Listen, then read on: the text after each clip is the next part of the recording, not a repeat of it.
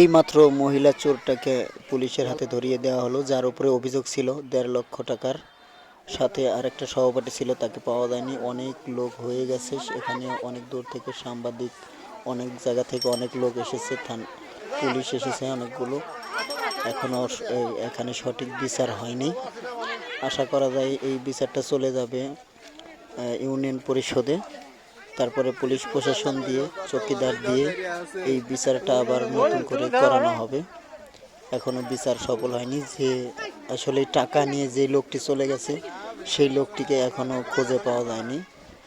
একে এখন আইনের মাধ্যমে হয়তো তাকে ধরে আনা হবে, কোনোভাবে খুঁজে পাওয়া যাচ্ছে না।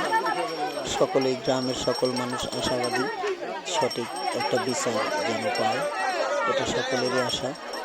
এই জন্যই এসেছিল, সকলেই চলে যাচ্ছে, কিন্তু আসল অপরাধীকে এখনো পাওয়া যায়নি। এই জন্য এখন সকলেই, গ্রামের মানুষের একটাই আশা যে আমরা সঠিক বিচার চাই। পুলিশ প্রশাসন আসছে, তারাও করলো। এখন দেখা যাক কি হয়, পরিষদে বিচার হবে।